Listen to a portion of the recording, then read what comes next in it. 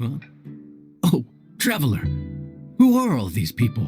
Friends of ours! Allow Paimon to introduce Xiangling, Guoba, and Kuqing. Kuqing? Of the Qixing? She's Hi. It's not that.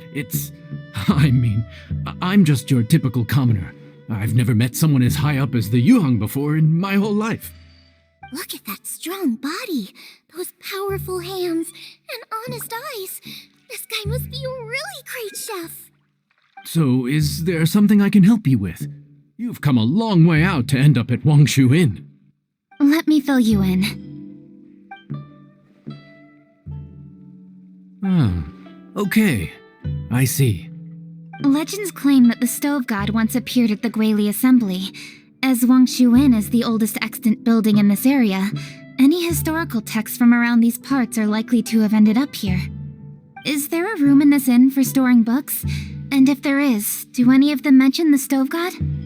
Well, now that you mention it, we do have a fair few ancient texts here.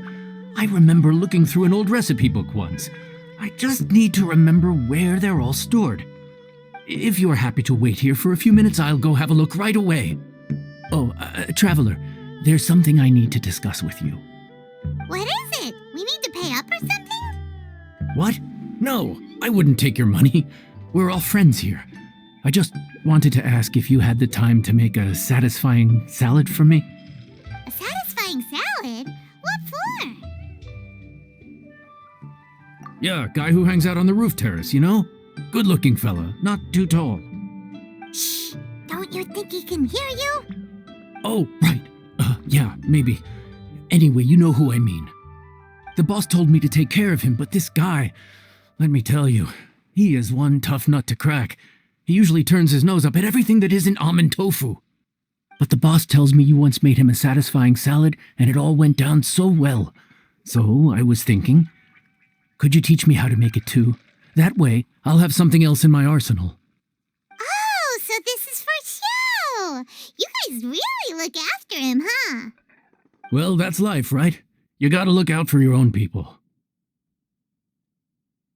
All right then, wait right here. I'll be just 1 minute. Clock is ticking! 59, 58... Sorry for the trouble, Traveler. Okay. Here you are. Thank you ever so much. While Kuqing's reading her book, let's make that satisfying salad. Xiangling, what are you gonna do?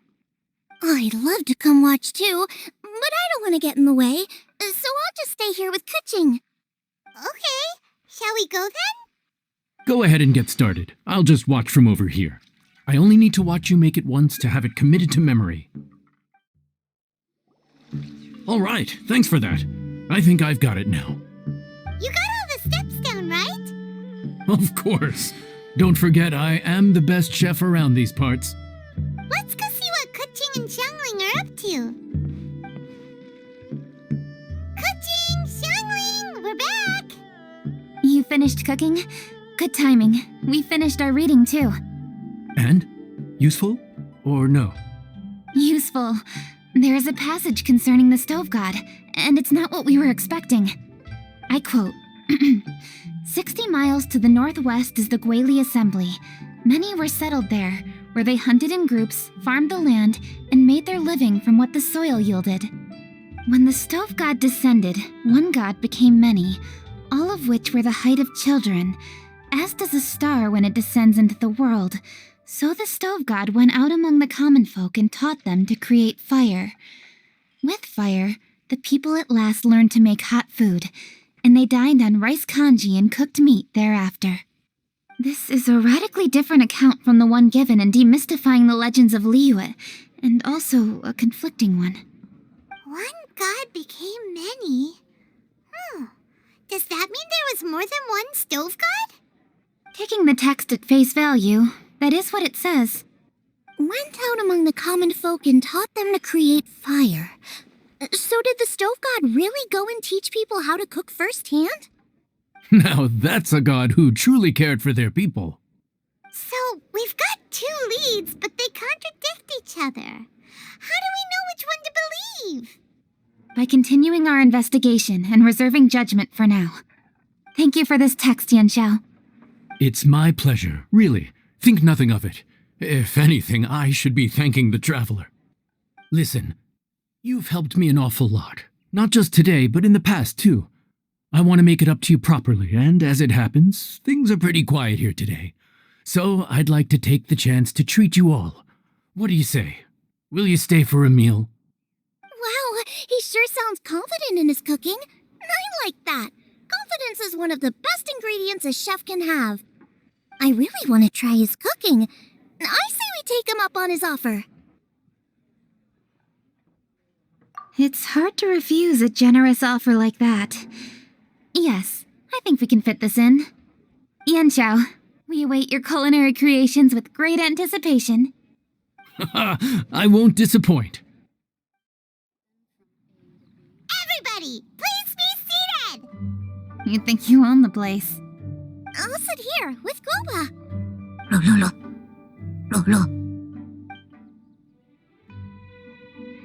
Here we are. That's everything you ordered. It all smells amazing! I think I've met my fellow finalist. It smells beautiful. Strange. I never would have guessed that such a gifted chef worked here. This inn isn't particularly known for its food. Everyone likes a good meal, whether they're staying the night or just stopping by for a bite. We call it an inn, but the fact is it's much more than that. We have to cater to all aspects of daily life to make this a true home away from home.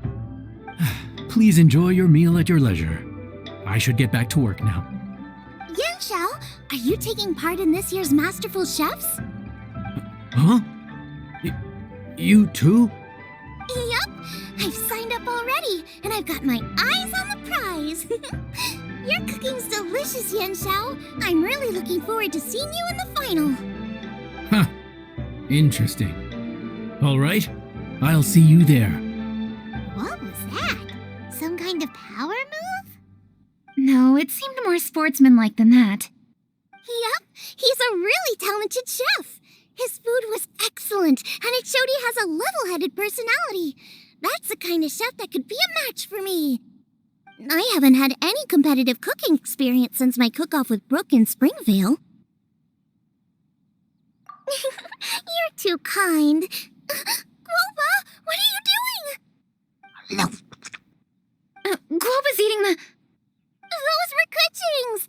How could you steal them while she wasn't looking? Oh, my golden shrimp balls. Huh? You ate every last one? Ugh, Guoba, we've been through this. When we're with friends, you gotta be on your best behavior, okay? I'm so sorry, Kuching. I promise I'll make it up to you. What's the big deal? We can just get another plate. After all, it's Yanxiao's treat today. It's not the same, though. The moment's gone. Sure, you can eat something else, but you can never go back and change the feeling of despair as your food is snatched away from right under your nose. The dining experience is a trinity of emotion, food, and atmosphere, and you've got to have all three to make it work.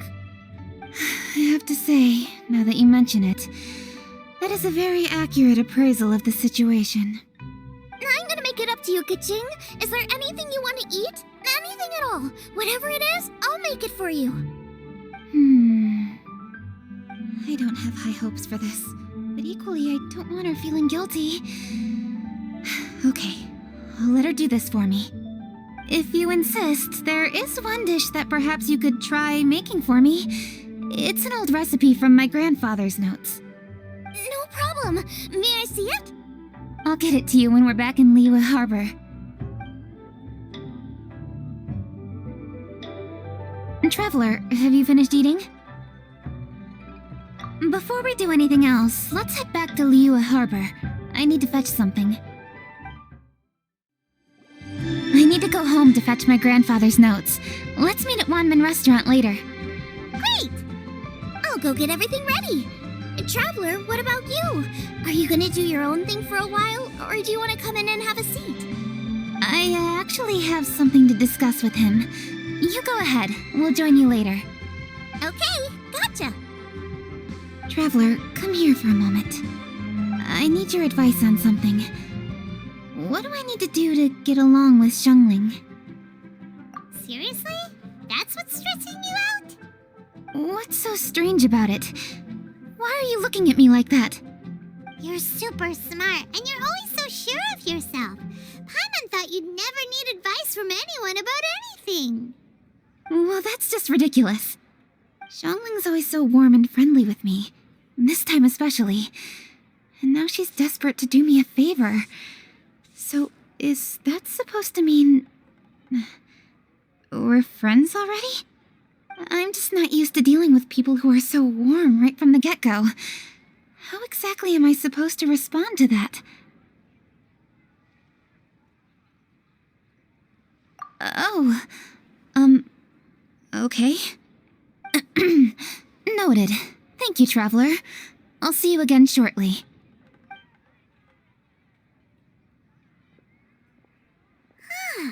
What's making Kuching so self-conscious? Paimon thought nobody would be able to get under her skin.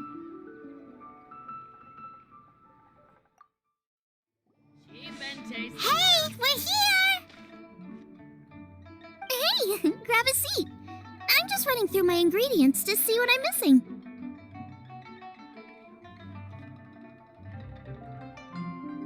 Oh, we're gonna do this now? What is it? But this is your idea! Why you gotta dump it on Paimon?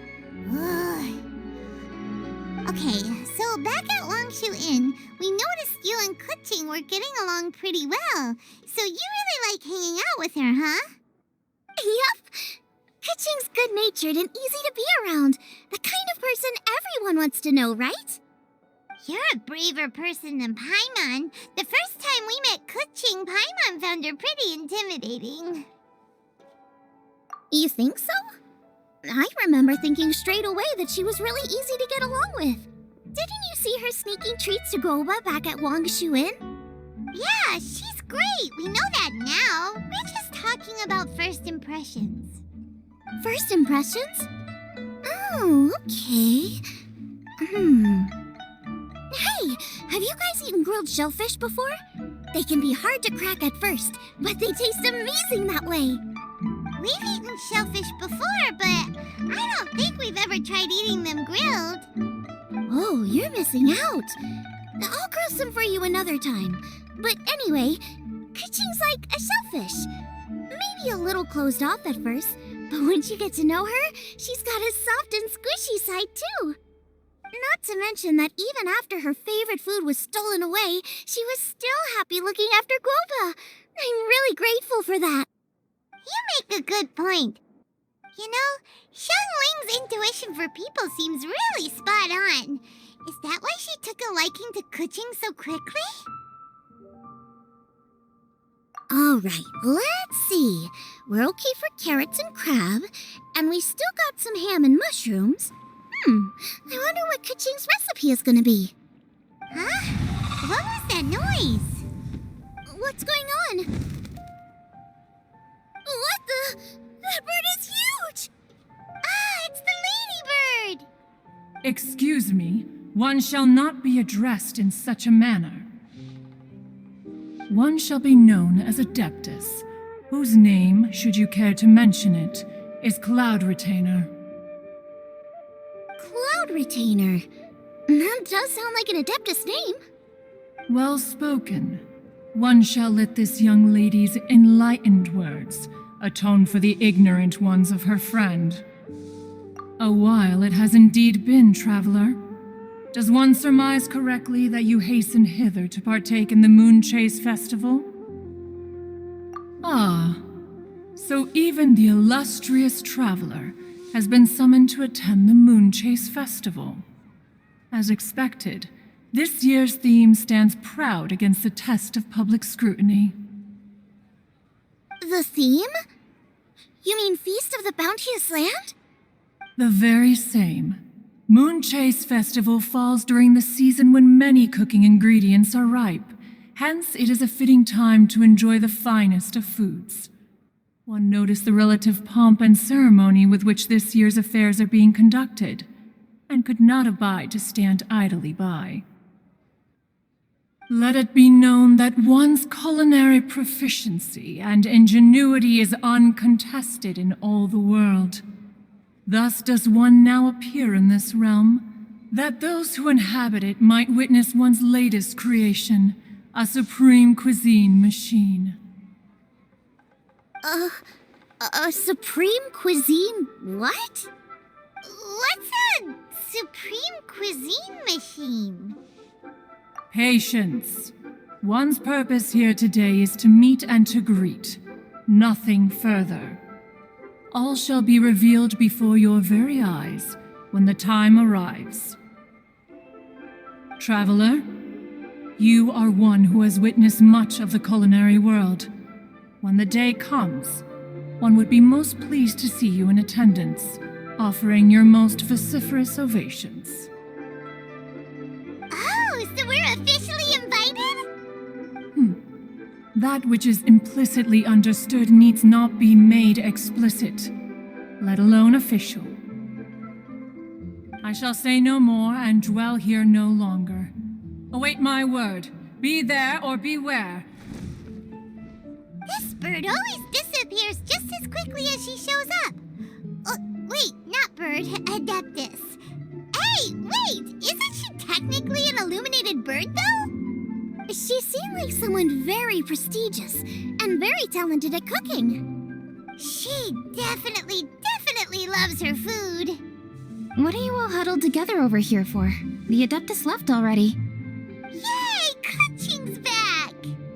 Sorry I kept you waiting, Xiangling. This is the recipe from my grandfather's notes. They're not in the best condition, so rather than bring them out of the house, I just transcribed the recipe. Unfortunately, the texts my grandfather worked with were very old, usually faded, damaged, or both.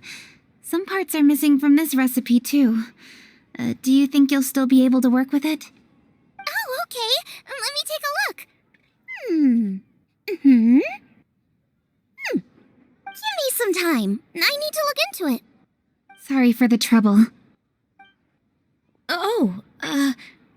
You're all here?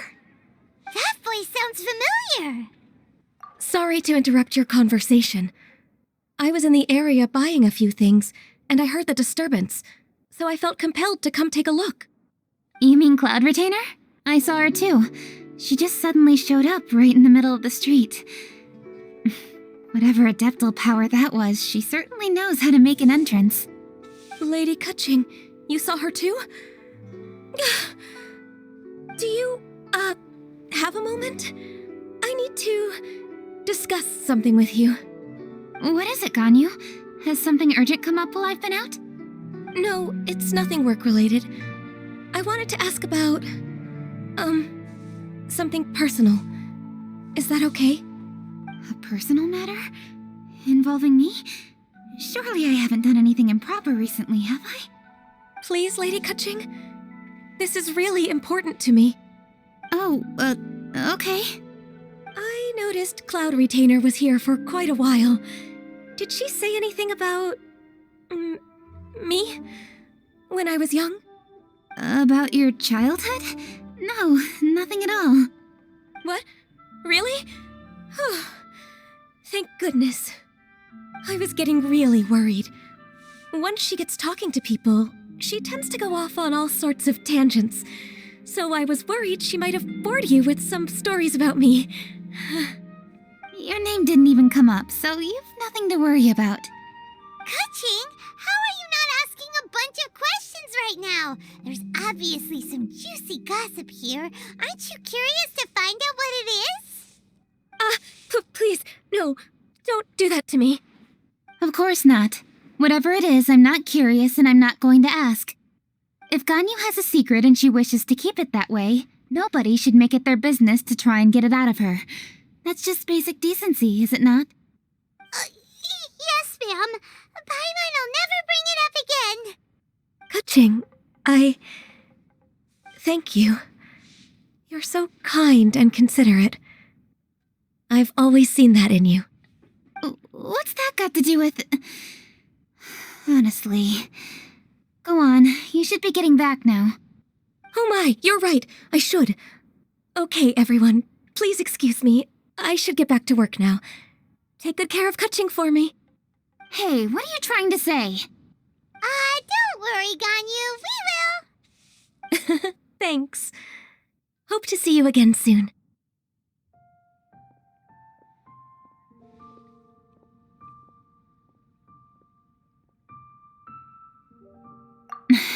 Just ignore her. Hey, everyone. I just had an idea. It only occurred to me when that Adeptus showed up. Do you think the Stove God could be an Adeptus too? Ooh, could be. I don't want to assert either way, but it seems highly likely. In that case, we should go ask the Adepti about it. I think my master might be able to help. Master? You mean your teacher is an Adeptus? Uh-huh. She's over at Eugene Terrace. Come on, I'll introduce you. Master!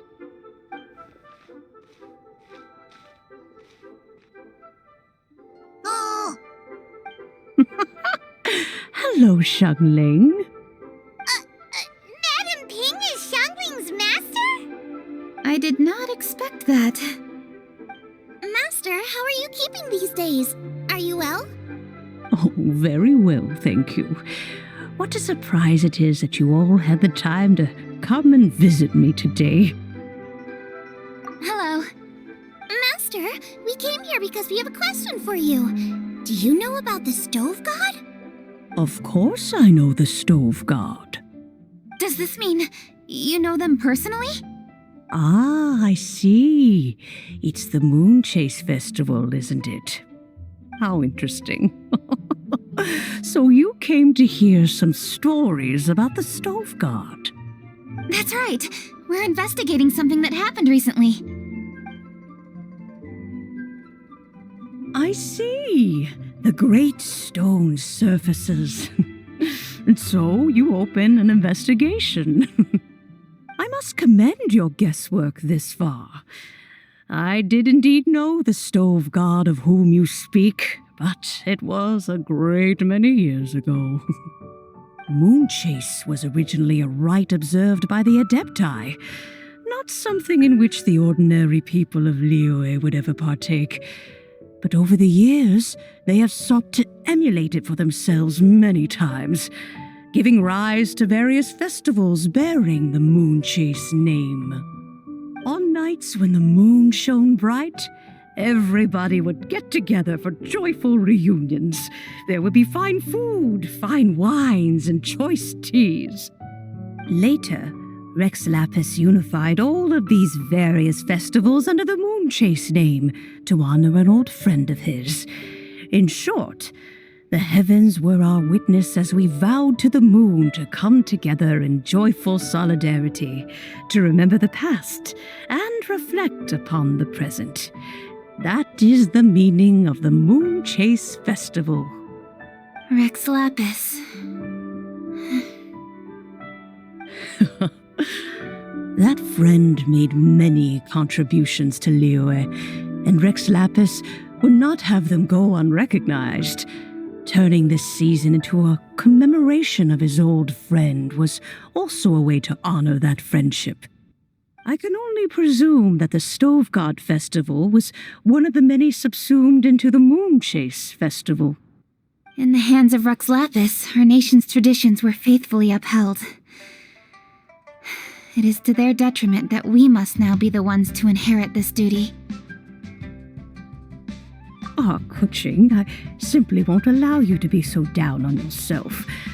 Nothing would delight Rex Lapis more than to know that those who follow in his footsteps continue to value these traditions and are working tirelessly to do them justice. Thank you. Lady Kuching! Huh? Lady Kuching, Lady Ningguang wishes to speak with you. Ningguang's looking for me? Must be important. Please excuse me, everyone.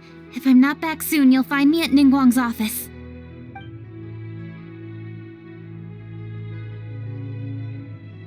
There she goes. Kuching's a lot more serious when she's got her work face on. Do you want to know who Rex Lapis's friend was? Oh! Hi, guys!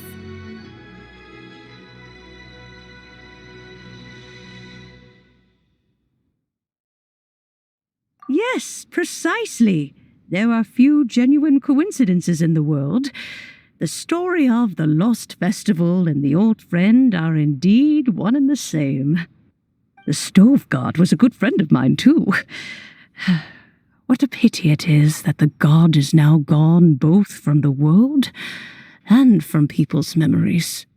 How could that happen? It is to everyone's regret that the Stove God passed. But gods cannot be fully destroyed, and we made a pact to wait until the land became fruitful once more. For perhaps the Stove God would then return, albeit in a new form. Really? Master, you must miss the Stove God a lot, right? From the way you talk about it all, it sounds like you were the best of friends. Yes. Thinking back on it all, there are many fond memories.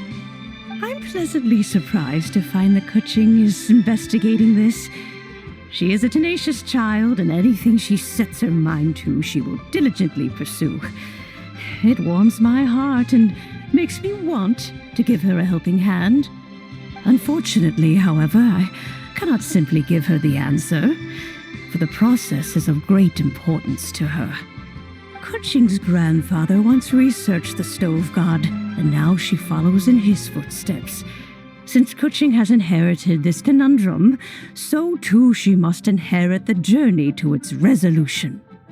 You knew Kuching's grandpa? Of course, I count all the people of Liyue among my good friends. I remember when he was the same age as Kuching is now. So young. Grandparent and grandchild are definitely made from the same mold, both diligent enough to take on anything and bold enough to see it through to the end. I like to think of Liyue as my own little potted plant. I've watched it grow and blossom, and it grows more beautiful all the time.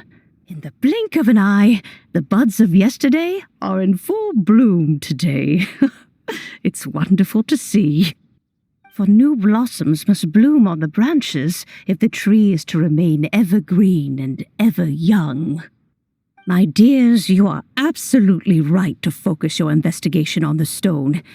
It is, as you suppose, the lost statue of the Stove God, and within it lie all the answers that you seek. I should like to see the stone for myself if you would lead me to it. Perhaps the truth will emerge even as we watch on.